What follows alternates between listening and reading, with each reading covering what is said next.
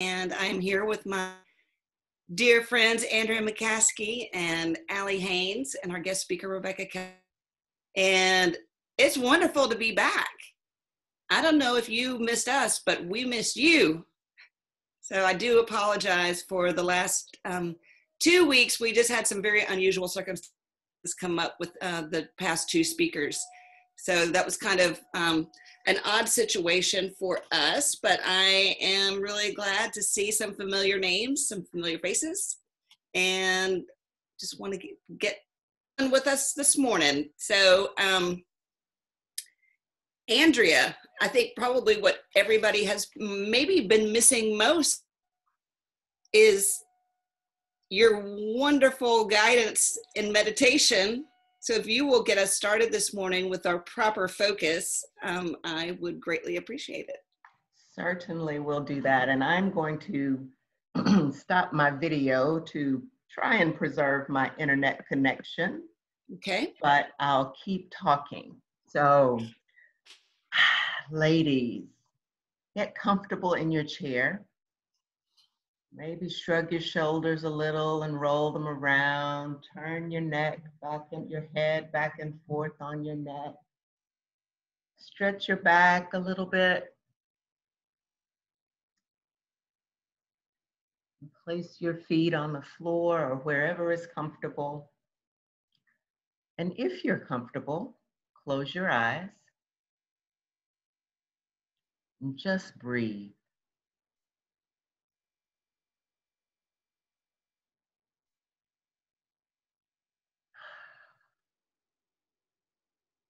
And our goal is to slow our breathing just enough so that we can focus on it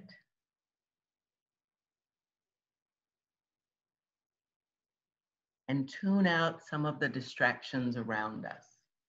They happen, they come, and our goal is to let them go, just like one of these beautiful fall leaves moving down a stream.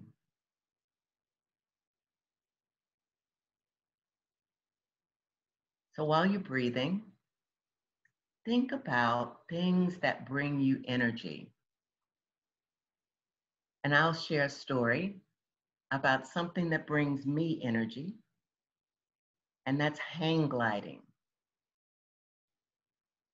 A friend took me a while back, and this glider airplane attaches to what looks like a piece of parachute with some metal attached to it, and it takes you up with 1,500 feet in the air and then lets you go. And you are suspended as you float down like a leaf. And you see all that you can see around you at 1,500 feet. And as you descend to 1,200 feet, and you're circling around, and you can see the trees, and the houses, and you realize how we are a part of something so much greater. From 1,500 feet, what's on the ground looks very small. And I considered, what if I thought my trials and my troubles were smaller so that I could contend with them a bit better? As I glided down and I came to a rest on the ground, I realized, regardless of the size, I'm equipped, just like I was on that glider with my tandem driver. I'm equipped with the resources that I need to handle whatever presents itself in my life. So consider today what brings you energy as you deal with all that goes on in your life, and look for ways to find joy. For me, it's hang gliding. For you, it might be something else. So as you take 2 more deep breaths,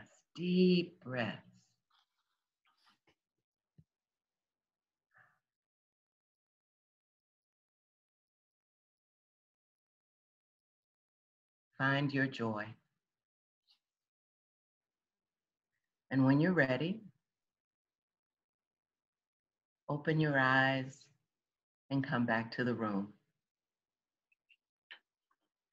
Thank you. Andrea, that was beautiful. That's what we needed on this pretty fall morning. And I'm jealous. I want to go hang gliding myself. So when you said, think about what brings you energy and what brings joy, I had to turn around and light my momentum because it smells amazing, high cotton, and it brings me much energy and much joy. So I'm gonna put my candle here, and I cannot wait to get started with Rebecca Kelly. Let me tell you just a little bit about her. First of all, she is in Momentum, class 16, Sweet 16. Fabulous class, Rebecca. And she has a whole bunch of letters after her name. She is a PhD, registered dietitian, nutritionist, and you're going to have to help me out with ND, Rebecca. But Rebecca is an innovative consultant. She is an entrepreneur, an author, a researcher, administrator, and educator in health and wellness, productivity, nutrition, well-being, you name it. If it's about wellness, Rebecca is all about it. And she is a energy, as you are going to see. She has over 25 years of experience designing and implementing and delivering health and wellness programs for corporations. And these are absolutely award-winning programs. Won several awards for the work that she's done in that arena. And since 1991, she has owned her own business, Element Health, and her employees, they continue to do this work and expand this work in designing and implementing amazing programs. She has attended Auburn University and UAB, and she worked for the University of Alabama. So she has her covered, even though she's from Ohio, and you did your residency in Indianapolis, I think, right? Yeah. So anyway, we are so very, very grateful to have Rebecca here with us this morning. She's going to talk to us about ways to boost our energy, and goodness knows that during this crazy time, we can all use some reminder about how to do that, because I don't know about you, sometimes I feel like the whole world has slowed down, and then sometimes I feel like I am just trying to do so much and so I wasn't doing before that I'm kind of running low on my energy level. So thank you for being here. I can't wait to hear what you have to share.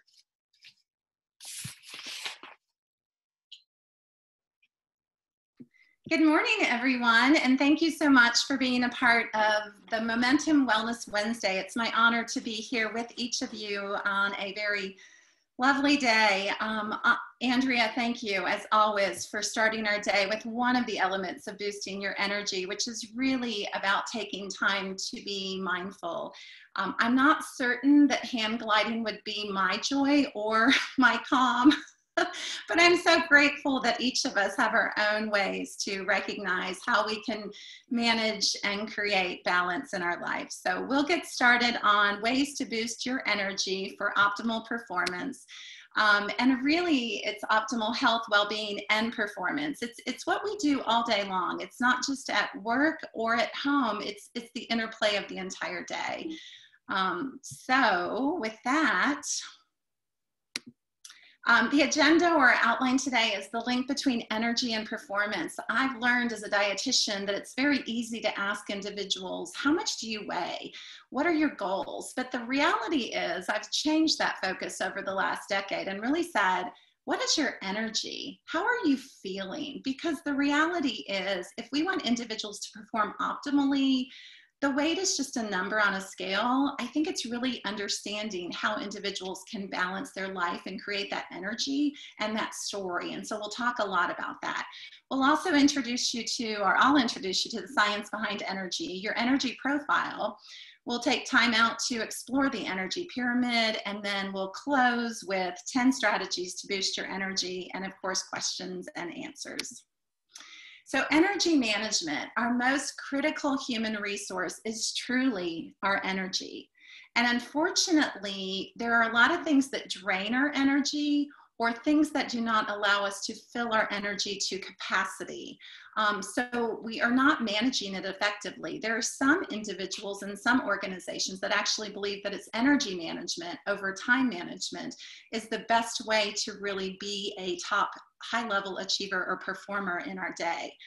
And as women and men, we have so many different roles in our life. And so it's important for us to find the energy, identify the energy elements that are draining our energy, and really figure out what is it that we can do to optimally manage it.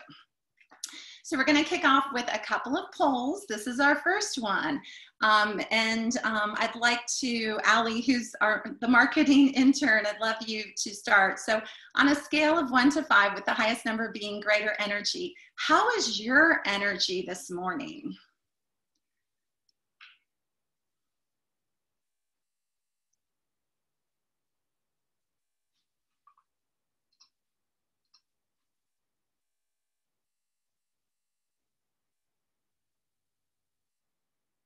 And we'll take 4 more seconds. I think most have concluded, and it looks like, yeah, so most of you are doing great. You are 47%, so almost half of you are a 4 out of 5. So it's ironic that you're joining today's session. You have great energy. So I'm excited there's some 2s and 3s. And hopefully we can uncover some additional elements for you. And the 5 superstars, congratulations. You probably started your day early. You probably have had your exercise in, perhaps a healthy breakfast. So we'll learn more as well. And I think yeah, thank you, Allie. I'm not sure, do we need to share those results, or has that already been shared? I think so. That's been shared. Okay, perfect. All right, I'm going to close it too. So the next slide is that we're in a crisis. So what's interesting is that even though the pandemic for some of us allows more time, perhaps we're not commuting or spending as many hours at work, however, we're still in a crisis. We're still sleeping less, we're staying up later, we're worrying more, and we're not performing optimally. So the next poll is, what's been going on with your sleeping habits? Have they improved, gotten worse, stayed about the same, or are they more inconsistent now?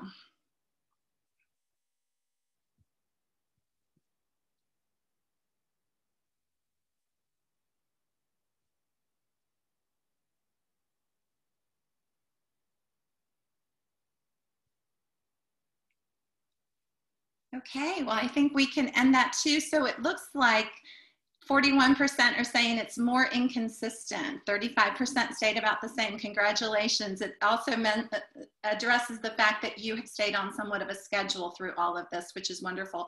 And for some of you, 24%, congratulations, it's actually improved. So you have to think about, why did it improve? And then in the future, what will you take? What lessons will you take forward? And it has not gotten worse, which is really exciting, because unfortunately in the United States today, 53% indicated that they've spent less time sleeping than before the pandemic. 67% of Americans believe their sleep was healthier before the beginning of lockdown. 98% have developed new sleep challenges, and 68% still feel some measure of greater stress before sleeping. So thank you again for sharing that. So what's going on? Well, US workers lose 11 days of productivity each year due to insomnia. And this isn't just challenging for you, it's challenging when your coworkers are also not sleeping well. There's just a financial amount connected to that. This was a study by Ron Kessler out of Harvard. And there's more. Researchers have found clear links between poor sleep and reduced quality of life on the job. People who monitored their smartphones for work after 9 o'clock were more tired and less engaged the next day at work. Other studies have demonstrated a link between bosses who suffer from insomnia and poor behavior, not only by the boss or the supervisor, but by the subordinates who, again, do not really respond to the yelling. They then become more stressed. They have a lower satisfaction of job, deviant behaviors, and a desire to quit. There's also a strong relationship between lack of sleep and medical conditions, and these include things like diabetes and dementia, obesity, heart disease. So again, sleep is one of our critical elements. We used to think it was always exercise and being sedentary would really result in some poor health factors, but today we know it's not just alone. There's so many elements that can really impact our overall health and well-being. So here's a few solutions. Some of you may have seen these. So in the airport at Abu Dhabi is the Go Sleep Pods. There's also this wonderful ostrich pillow. So again, knowing that for you, many of you today, your workplace looks different. So thinking about who are those individuals in your life that perhaps this would be a wonderful gift for. How about the Nutshell? And then of course, Google made famous the Metro Nap Pods. So sleep is not our only challenge. In Alabama, in 2015, we ranked 46 out of 50 in terms of poor health compared to all the other states. We led for reasons of 33.5% have obesity, so 1 in 3, 12.9% with diabetes. 1 in 4 physically inactive, meaning they're not exercising the minimum of 3 days and 20 minutes, and 21% using tobacco. Fast forward 5 years, and we are now 47 out of 50. Our obesity is now 36%. Our diabetes is 1 in 7 or 14.5%. There's only 1 in 3 individuals that are actually getting the exercise that we recommend. And tobacco has decreased closer to 19%. However, that is smoking and specifically cigarettes. What has changed is what individuals are inhaling or vaping. The other aspect that we're dealing with that really impacts our energy and health is that in 2000, 1 in 3 children born today would develop diabetes. The new statistics say 40% of individuals born in 2010 will go on to develop diabetes. Now there's good news to this in that 95% of those who develop diabetes are type 2, and type 2 can be prevented or delayed. So right now today, 1 in 3 adults in the United States has prediabetes. It's a condition where your fasting blood glucose is usually between the numbers of 100 and 125. But yet less than 10% really even know they have it. There are wonderful programs and campaigns, as April shared. I've had the pleasure over the last almost 3 decades to work with corporations and develop diabetes management programs, as well as diabetes prevention programs. And I know we have a couple team members on today's webinar that have been leaders in those programs as well. So what affects your energy? What is it that you need to measure when you think about your energy? And what is it that you need to manage? So if we think of individuals that are successful, a lot of times our lessons have been from the high performers of the Olympics or perhaps athletics within our own state. I don't know if Kim Hardy's on, but that's a picture of her sweet daughter, Caroline, who had the game-winning hit in a world champion series. In the bottom right, Lauren Marsh is actually one of our health coaches that works for one of our clients in Birmingham. So not only was she a national champion in athletics, but continued to pursue pole vaulters from UAB, of course, just all the wonderful rivalry, but also the levels of high levels of achievement in competition. So when we think about what drivers of success are when it has to do with performance for athletes, it's oftentimes connected to age, training, genetics, coaches, team, vision, mindset, and goals. But the reality is age is only a number. There are individuals that have been in the Olympics 5 and 6 times. Dara Torres was a swimmer who competed in 5 Olympics. She was 45 when she tried out for the London and did not make it, but yet at 41 had and actually was a champion. Not winning the gold, but again, doing extremely well. So sometimes we think that age is connected to our achievement or level, but there is some truth in that, and I'll share more. So what we do know is that as we age, the demand, or the yellow, is the demand on our work. So how much is there demand in our work and our life? But then the capacity is how much can we, from a physical energy perspective, what is our peak of physical energy? And we do know that at age 30, that's where we peak. After that, we start losing lean mass. We start losing, again, some of the ability cognitively. And yet the intersection where we really need all of this happens at about 50. So if you think about it, we have to address our capacity. We have to address our energy, because our demand as it relates to work and family increases. And so it's very important for us to think about what we can do to really maximize our energy and our capacity of energy. So here's our next poll, yes or no. Do you spend more time and energy thinking about the charge of your smartphone or your charge during the day? How many times do you look at the level of the battery versus how many times do you think, gosh, I need a 5-minute nap?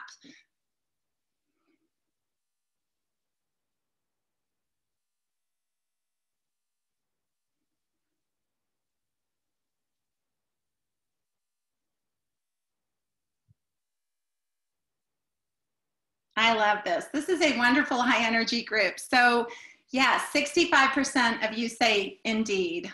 I do spend more time thinking about my smartphone and if it has the charge or the energy versus my own. But for many of you, you're actually thinking, again, what's my charge? Do I need to take a mindful moment? Do I need to take a walk? Do I need to take a 10-minute nap or rest? What is it that I can do to continue to improve my energy for the day? Well, the Human Performance Institute, which was based in, or is based in Orlando, and I had the pleasure to work with this group in the early 1990s. They did a lot of work in Birmingham, and Sherry Snow, some of you know, the wellness manager at American Cast Iron Pipe Company. But we actually worked together in the 1990s and did a lot of sports performance with the American Sports Medicine Institute. And so one of the elements that we really looked at from the Human Performance Institute's perspective is that it's not just physical energy. So the foundation of any energy is certainly physical. It's your physical well-being through your fitness, your nutrition, your health, and that should say sleep. But it's also your emotional.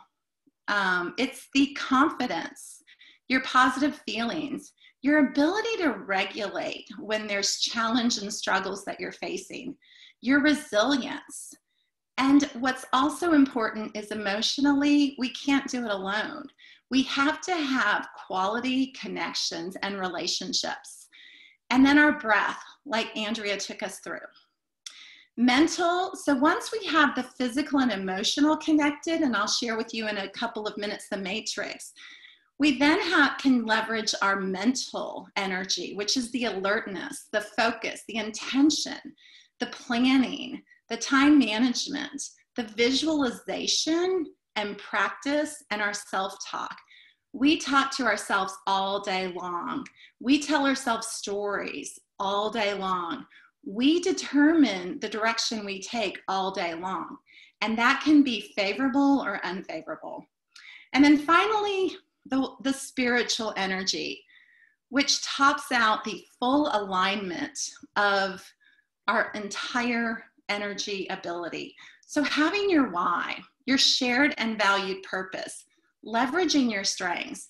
I'll share with a lot of our new employees that oftentimes you take a quote job, and that job may be your career, but when you reach your calling, where you really know that there is clear alignment of all the things that you find joy in doing every day, that's when you know you have that full energy. And it's just continuing to pour into the capacity level for each of these. So again, the Human Performance Institute was started in 1992 by Jim Lear on the left and Jack Groppel on the right. Jim is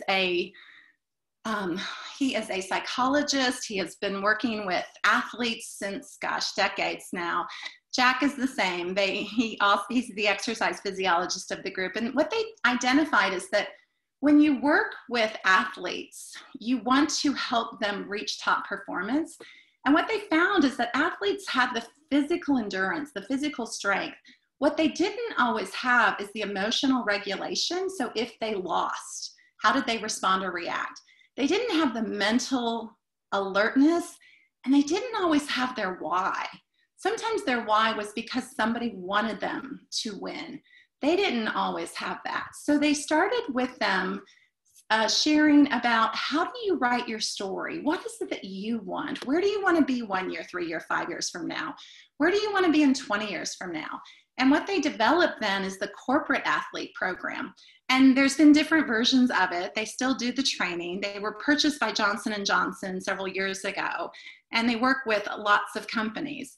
At Ohio State, the Dean of Nursing, Bernadette Melnick, actually developed the health athlete course that she now provides to all of her faculty and staff.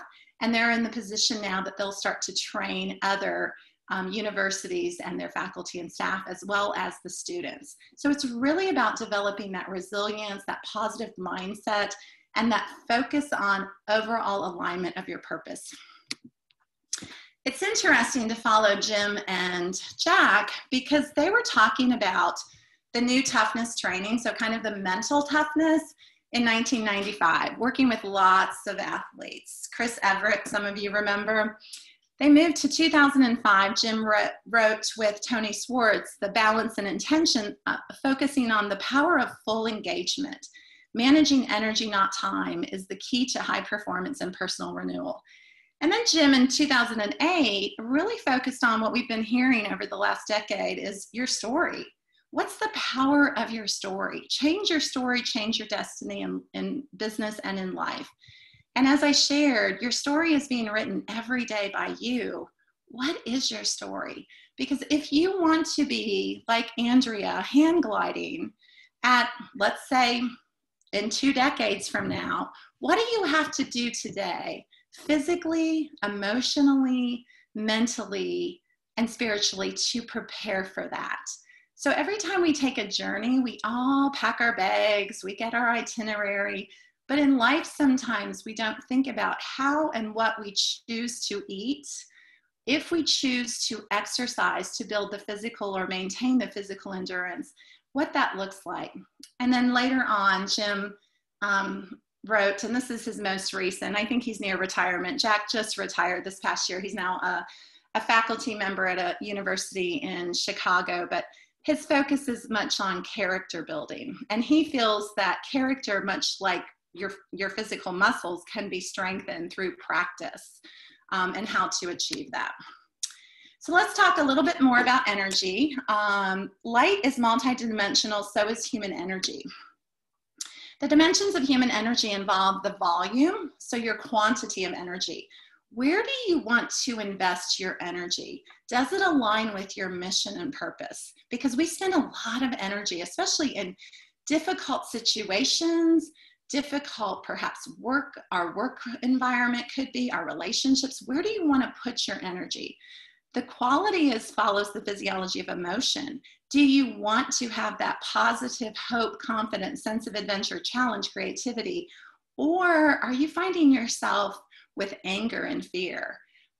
Focus, again, once the quantity and quality is really in alignment, then your ability to focus and really have that intensity, your passion, determination, commitment to overcome obstacles is all in very positive alignment. So this is your emotional energy quadrant. And as you can see, The emotions are from left to right, negative to positive, and your energy is from low to high. So if you have low energy, negative emotions, you're going to be exhausted, empty, depressed, sad, hopeless. What we want is for individuals to get into the performance zone where we have great positive emotional regulation and resilience and the high energy. So calm, optimistic. You're still challenged, but you're confident in your abilities to really make good decisions, and you're engaged at work, at home. But we find ourselves sometimes in other areas. We may have a lot of energy, but perhaps we're struggling in some aspects of our life, and we find ourselves defensive, fearful, anxious, or worried, impatient, or irritable. And then, of course, there's those that perhaps we're carefree, mellow, peaceful, relaxed, relieved, because we're not ready to perform optimally. We're not ready to perhaps put the energy that we need to be successful. Perhaps we haven't written our story. So let's look at the 4-dimensional energy audit. And for you, I'd love for you to give yourself a number of what is your quantity of energy you have. And then think about, where are you in that quadrant? Are you the quality would be your emotional energy.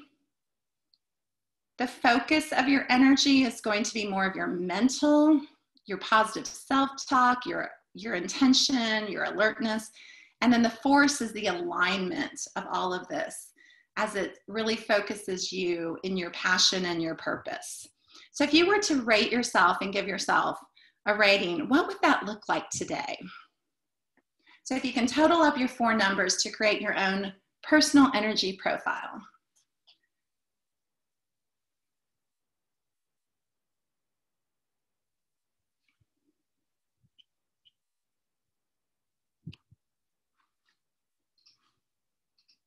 Okay, so it looks like 80% are between 9 and 12. And again, that is very realistic. You all are doing some amazing things. And some of you are just the high flyers, high level achievers. You're doing so many good things, and can't wait in a few minutes to hear more from in our chat about what it is that you're doing successfully to really maximize your energy capacity.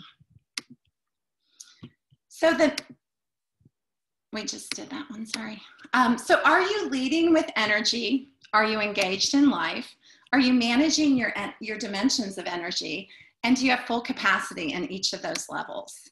So what does it begin with to really increase the capacity in all of those levels? It begins with your mission. What's your story? Andrea, I'm sure this is going to be a future, maybe this is your hand gliding view, perhaps. Different part of the country or world. But let's talk about the 10 strategies to guide you. So I've done this chronologically. I found that when working with individuals or organizations, it's nice to have some type of a time and a frame that surrounds us. So ways to boost. So one of the elements is to wake up on the same time every day. Set the alarm 15 minutes earlier than needed. Allow sunlight to enter into your bedroom, which at 6 a.m. may not be sun right now. And to allow you to really wake up with those hormones that kind of allow us to get our day started. A second element is to break the fast. So breakfast is really where the energy from a physical perspective starts. Individuals who eat breakfast every morning also have a better mood throughout the day. The best breakfasts deliver plenty of fiber and nutrients like whole grain carbohydrates, good fats, and some type of healthy or lean protein. And of course, they taste good. So in the chat, I'd love for you to share, how did you break your morning fast today? What did you do? How did you start? Was it with a smoothie? Was it with a healthy bowl? Was it an avocado toast morning? What is it that you did to break your fast? And I know we've got some amazing high energy folks. Oh, coffee. Breakfast smoothies with vegetables, vanilla smoothie, coffee and pumpkin bread, egg over easy, sourdough bread. Thank you for sharing. Protein bar, eggs with veggies, love it. Zucchini blueberry muffin, yogurt and granola, Greek yogurt, raspberries, cashew, butter, and coffee. Very good. Yogurt. I'm fasting. It's time for lunch. Yes, it would be Melody. Oatmeal and boost toppings, yogurt, fruit, nuts. from one of the fellow dietitians, Lauren. Thank you for sharing too. Wonderful. Great. So what do we know about healthy eating? So for breakfast, it's important to have a protein. And why is protein important? Carbohydrates are also wonderful. So having something like bread or toast in the morning, oatmeal is wonderful too. A healthy fat is also good. But let's talk about what happens when you consume breakfast. A lot of individuals do not eat breakfast because they say it makes me hungry. By 10 o'clock, I'm so hungry. Well, if you choose the wrong foods or the wrong macronutrient, you will see that you will actually be hungry. So carbohydrates are wonderful foods. The oatmeals, the toast, any of your cereals, but again, whole grain is better, but they digest within 30 to 60 minutes. So those also include your fruits. So having a banana in the morning with toast is great, but if you want to be hungry and need a snack, it will be 10 o'clock when you start to think about, I'm hungry again. Proteins stay with you a couple of hours, so your eggs are wonderful. The yogurt is a combination of a carbohydrate and a protein. The Greek yogurt having more protein. So again, they'll hold you over for a couple of hours. Your satiety will be there. The healthy fats, so things like avocados or the nut butters that some of you have described, will actually stay with us the longest. Those are fats take the longest to digest. They're a larger molecule. And so having a combination of a healthy carbohydrate with a healthy protein and a healthy fat are really a wonderful combination for your breakfast. Also remember that as women, most of us need anywhere between 1,800 to 2,400 calories. More for those highly active, less for those that are trying to perhaps lose weight. We recommend in nutrition and as dietitians never to go below 12 to 1,400 calories. But just think about breakfast should be about 300 to 400 calories too. And if you don't get it, what happens is that if some of you are eating after 8 o'clock at night, that is really your breakfast. And I would challenge you to think about how you can park the food again after your dinner, so it's not in replacing your dinner. So again, if some of you eat at 8 o'clock in the evening for your final meal, but it's what we consume after that that really becomes our breakfast. So sometimes we hear individuals say, I'm not hungry in the morning. You're not hungry, partly because you are on a fast. You're mobilizing your fats more than you are your carbohydrates in the morning. But it's very important to break that fast. That's what's really a boost to your energy and your metabolism as well. So the other element is, as Andrea shared with us, is your mind full, or are we mindful in the morning? So making sure we pause, thinking and reflecting on what the day is going to be. What's our intention for the day? So Andrea, thank you again for leading that. And then also begin your day with a positive statement. So one of the ways to boost energy is to create some positivity from the beginning, and also to share that. So there are individuals that text someone, a loved one, they'll send a message, or perhaps to your team or colleagues. So the second chat question is, share your positive morning statement if you had one. And if you didn't give yourself one today, how about the one you will give yourself tomorrow? So we'll take a couple minutes in the chat. Love to see what positive statements, how those work. If you've given yourself one today, if you'll share it. And if you haven't, think about what's the positive statement you're going to share with yourself tomorrow. You've got this. Thank you, Sandy. Prayer, putting on the armor of God, Francis. Thank you.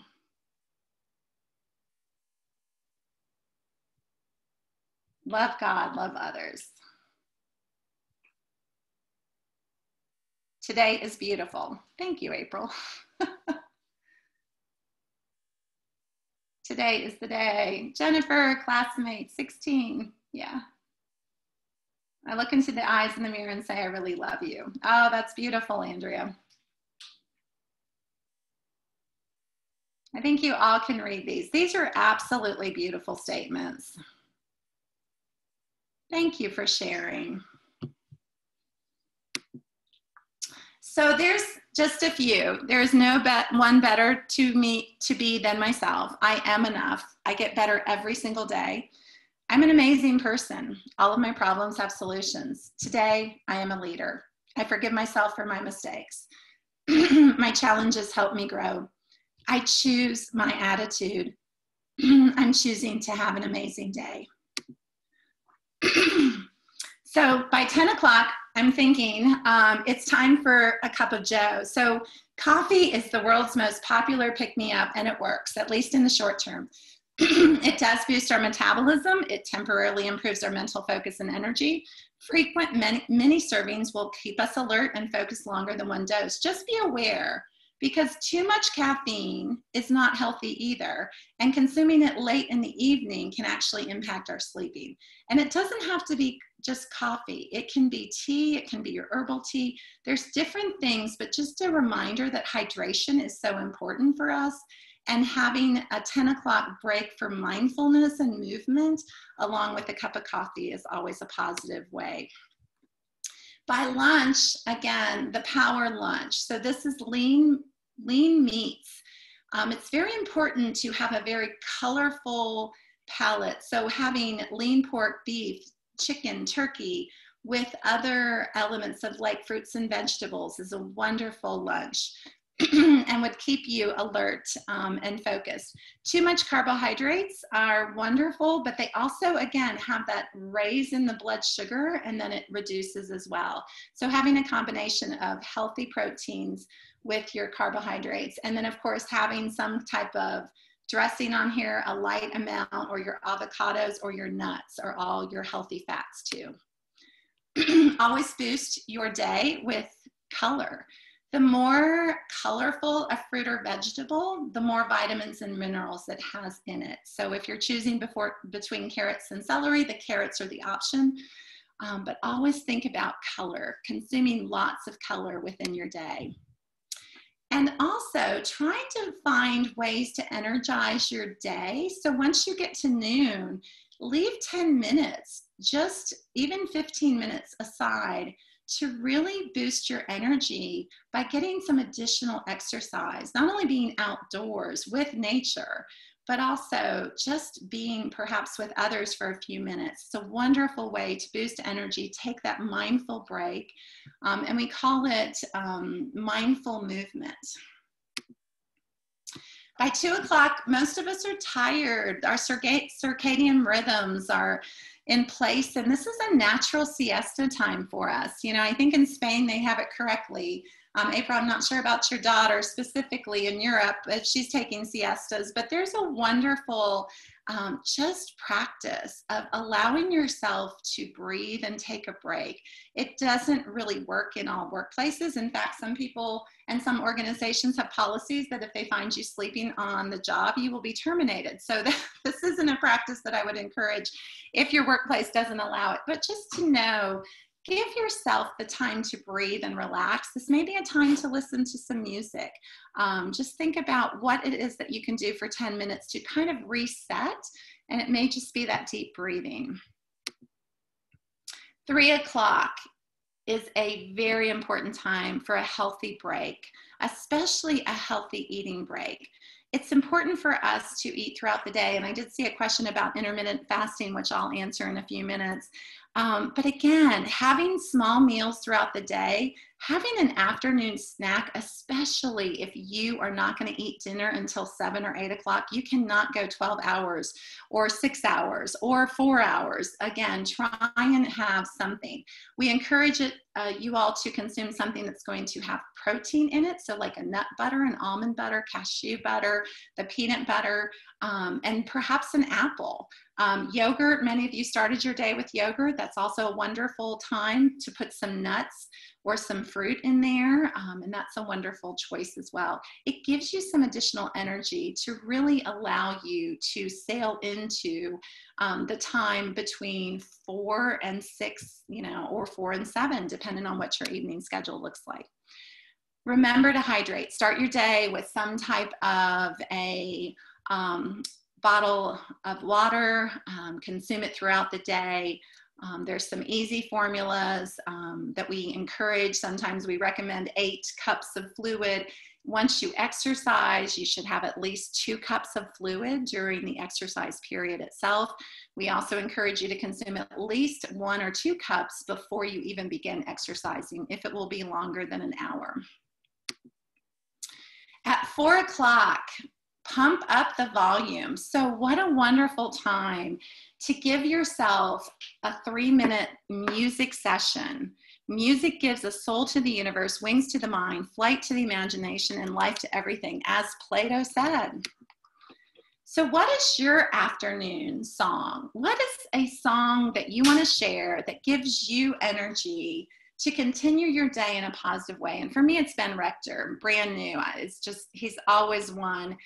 So on my playlist, I have a lot of wonderful upbeat songs, but this is one of my favorites. So let's see if anyone else has a few that they'd love to share. Hamilton, beautiful. Can't Stop the Feeling. Thank you, April, I can see that. Bruno Mars, oh my gosh, talk about energy. He is, yeah, not on a scale of 1 to 5. He's like a 10 on a 1 to 5 scale. So very good. All things Bruno. Yeah, very good. Well, think about it. We have our AirPods or earbuds, or, you know, we have ways to just take a breath, get away, listen to something, bring you that happy moment, share it with others. And then evening, think about, again, healthy foods that are going to be rich and healthy for you. So salmon several times a day is wonderful. We do recommend limiting your red meats to no more than once or twice a week. We also encourage things like Meatless Monday, so focusing more on legumes or beans. But just having something like salmon or tuna that's rich in omega-3 fatty acids to protect against things like depression or heart health. So just wonderful. And then again, I know Sharon Lavoie did a whole session on rest and really sleep. So finding time to get those 7 to 9 hours every day, avoiding the bright screens. Don't look at your smartphone after 9 if it's business related. We just learned that that can impact your next day.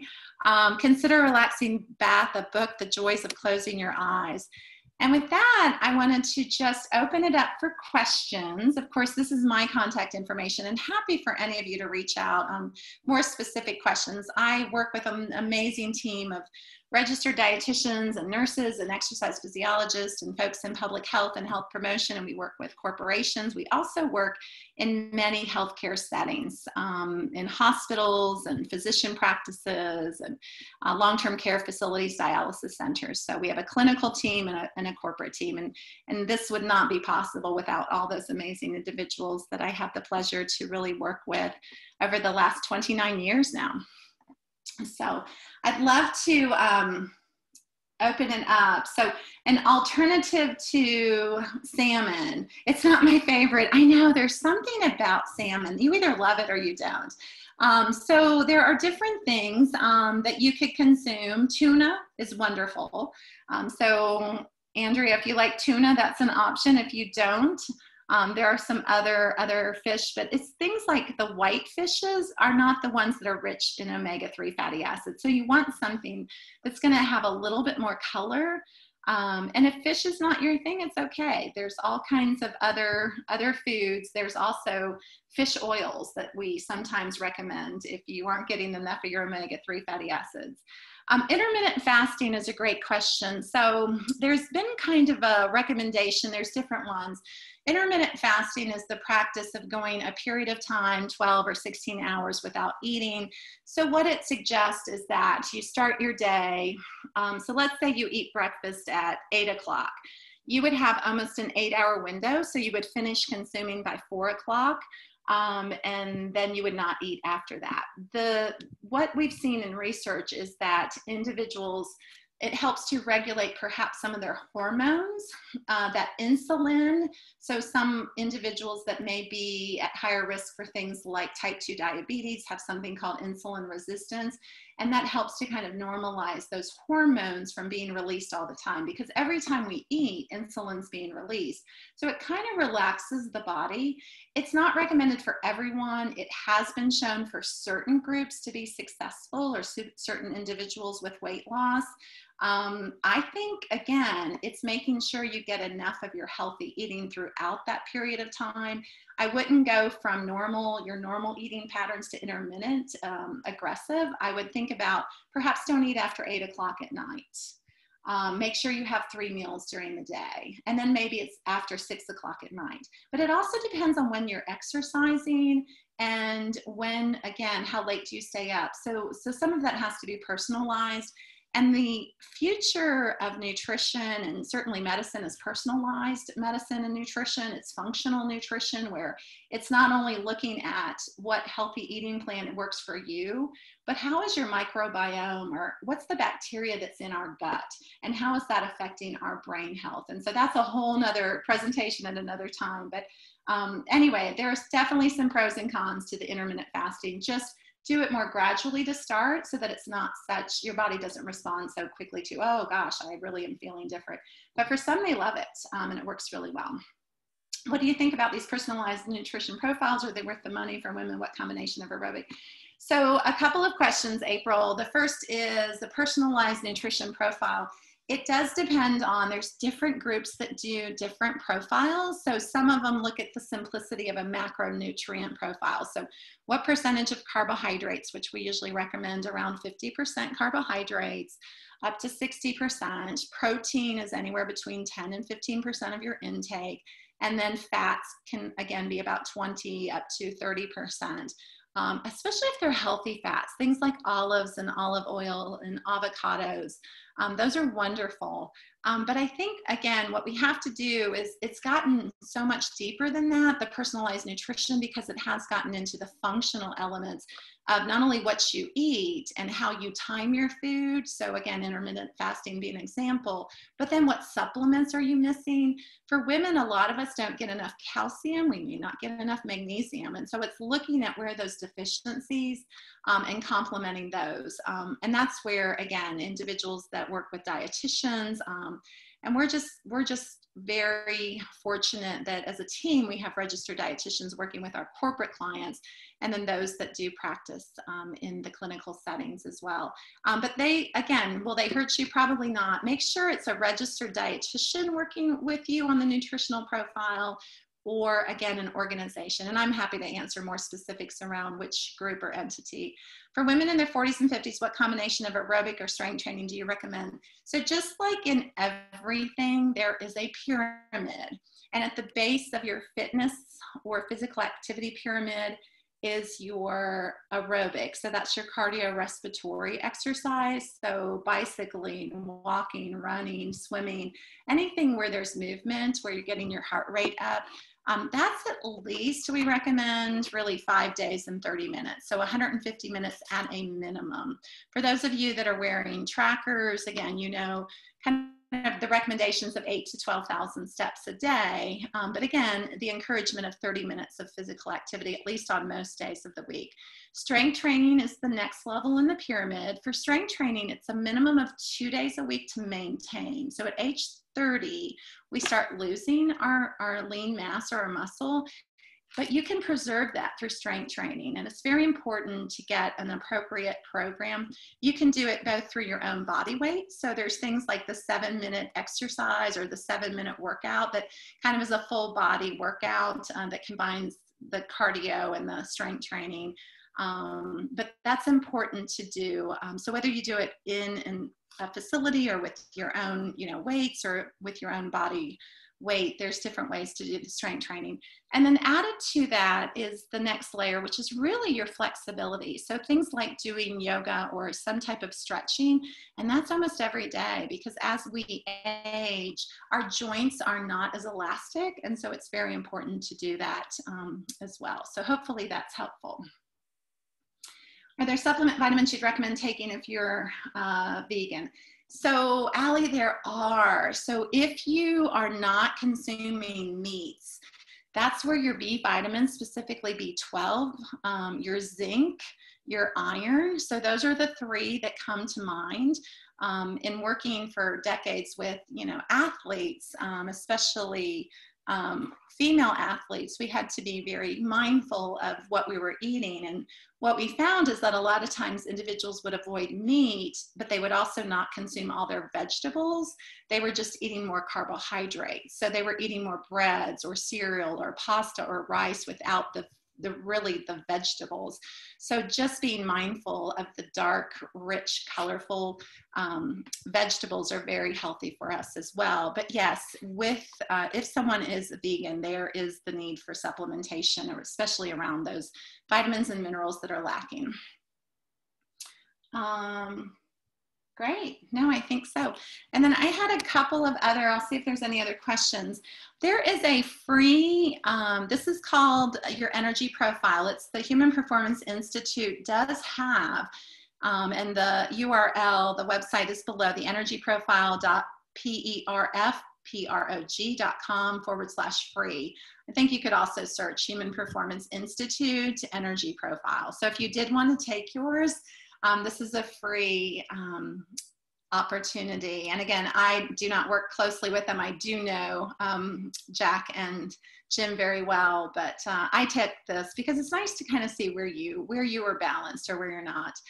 And then additional resources I wanted to share. So I usually get the question of what's the best diet? And of course, we do know that the DASH diet, so DASH stands for Dietary Approaches to Stop Hypertension.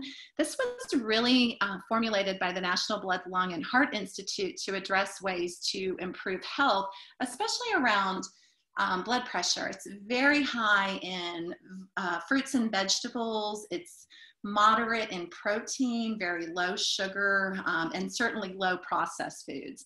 But one of the things that happened a few years ago is that a researcher at Rush University's medical center said, gosh, the DASH diet's great for hypertension, but the Mediterranean diet is also good for heart health. Both of them in combination are helpful for reducing your risk of dementia or neurocognitive decline. And so the MIND diet is the Mediterranean and DASH diet intervention together. And this has just been wonderful. So you can Google MIND diet. I have actually a slide. I'll show you just what you consume and what you avoid. Emails, if you all have not used or worked with this group, they're amazing. They're online, emails.com.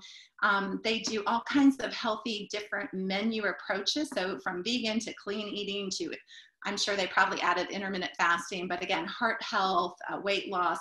But they also now have the ability to not only plan meals for individuals or for families, but also have the connection to the grocery list and now groceries delivered. The 7-minute workout, I'll show you that too. But the MIND diet is high in green leafy vegetables, which are going to have more vitamins and minerals than your others, as well as other vegetables, nuts, berries, beans, legumes, whole grains, fish, poultry, extra virgin olive oil. And what we avoid with the MIND diet is red meat and processed meat, butter and stick margarine, regular cheese, pastries and other sweets, fried foods, and fast foods. I would wish that Americans would consume this, but